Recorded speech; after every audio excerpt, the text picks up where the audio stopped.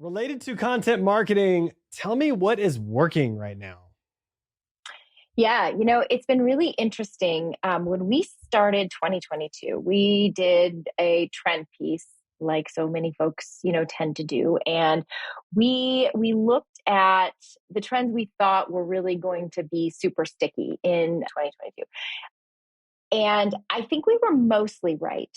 And what we had kind of predicted was, QR codes, different ways of creating portals into content for people so that the content became a bit more experiential. That would be something that's important, especially as we get more and more accustomed to living and interacting and working in digital spaces, right? We've gotten very comfortable with that. So QR codes, video, but not super polished, overproduced video, really very authentic, real people being people kind of video.